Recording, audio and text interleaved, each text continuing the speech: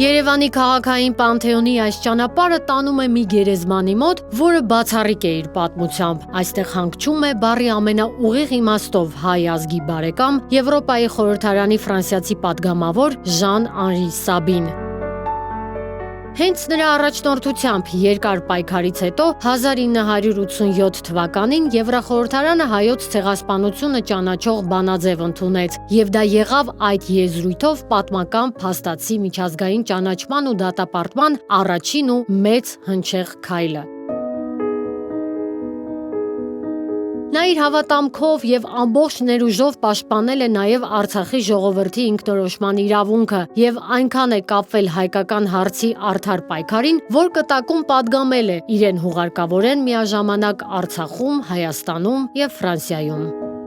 Այսպիսի պատմություն կարելի է հանդիպել ֆիլմերում եւ հայերի ու ֆրանսիացիների բարեկամության էջերում։ Ֆրանսիայի ազգային ժողովի սոցիալիստական խմբակցության երբեմնի առաջնորդը մահացել է 11 տարի առաջ, հունիսի 16-ին, եւ 3 ամիս անց նրա աճյունամոխիրն արդեն ամփոփվել է Ստեփանակերտի հուշահամալիրում, Արցախի առաջին նախագահ Արթուր Մկրտչյանի գերեզմանի գրեթե կողքին։ Անրի Սաբիի աճյունի հուղարկավորության համար այստեղի ընտրությունն էլ պատահական չի եղել։ Շատ երևի ոչ հեռավոր ապագայում այս տարածքի հարևանությամբ վեր պիտի հառնի հայոց ցեղասպանության զոհերի հիշատակին նվիրված մի հուշակոթող։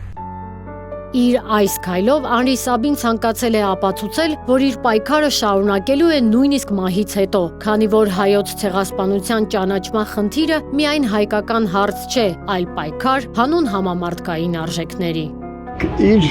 մասնագիտությունն է եղել, Սաբիի մասնագիտությունը ցեղասպանագետ է եղել ինքը։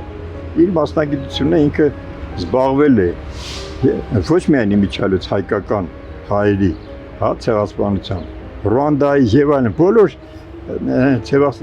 ցեղասպանություններով ինքը իր պարտքն է համարել։ Ես շնորհակալ եմ իրեն, որ նաեւ նախանձախնդիր է եղել նաեւ մեր հարցում, որտեւ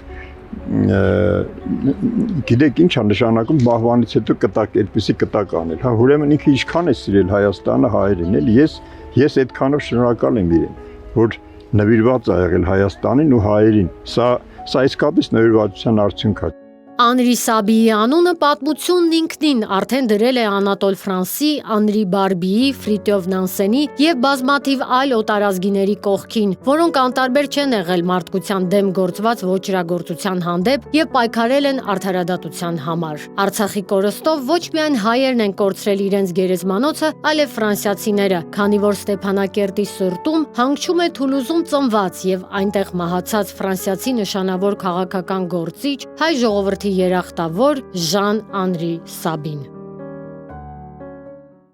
Սա ռեպորտաժի էմոցիոնալ հատվածն էր, իսկ այն ինչին ականատեսը եղավ մեր տեսախցիկը նկարահանումը սկսելուց առաջ, թերևս կադրերը ավելի խոսուն կպատմեն։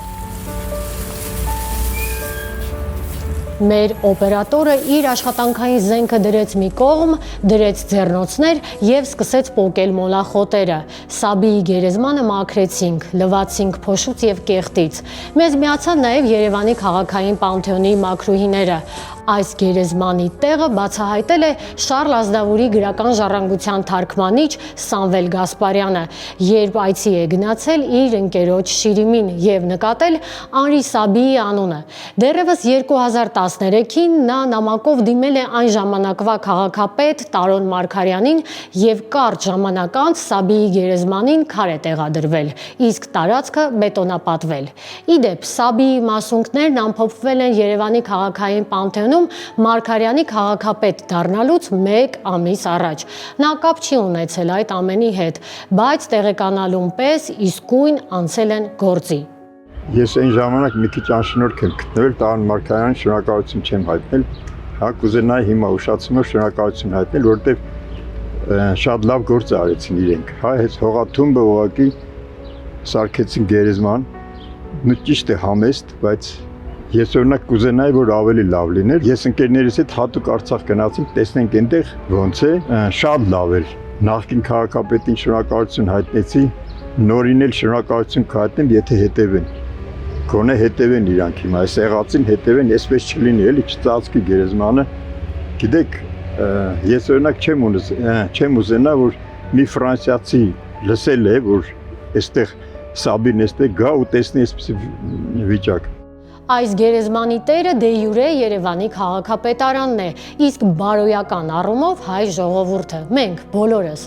Եվ մի կարևոր հանգամանք էլ, փաստացի հայոց ցեղասպանությունն առաջինը ճանաչել է Եվրախորհրդարանը 1987 թվականին, իսկ Հայաստանի դաշնակիցը Ռուսաստանը միայն 1995-ին, մյուս դաշնակից Ֆրանսիան 2001-ին։ Թերևս այս փաստը հազարավոր բառերի փոխարեն վկայում է, թե Անրի Սաբին ինչ կարևոր գործիչ է աշխարհի հայության կյանքում։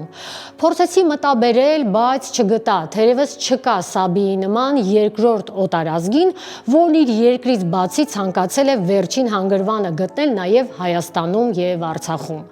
Անրի Սաբիի 8 զավակներն ու թոռները Ֆրանսիայում են։ Այստեղ չկա մեկը, որ նրան այցի գնա, իսկ Հայաստանում նրա հարազատները մենք բոլորս ենք։ Սա հասկացավ նաև գերեզմանոցի մաքրուհին Արմինեն, որն ինքնակամ եկավ մաքրեց գերեզմանը, որքան էլ համոզեցինք, փող չվերցրեց դրա դիմաց եւ խոստացավ ամեն անգամ այդ կողմով անցնելիս իր բաժին բարոյական պարտքը կատարել, մանավանդ, որ այս գերեզմանը դժվար հասանելի հատվածում չէ։ Մի կողմում Ռոբերտ Սահակյանցի գերեզմանն է, մյուսում Մարո Մարգարյանի, իսկ քիչ այն կողմ երգիչ Հայկոն է։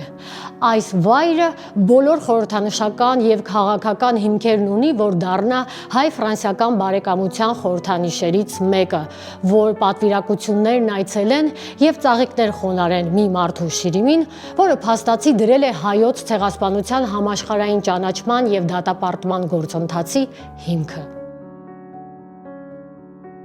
Հասմիկ Առաքելյան, Լևոն Ոսկանյան, Reopen Media։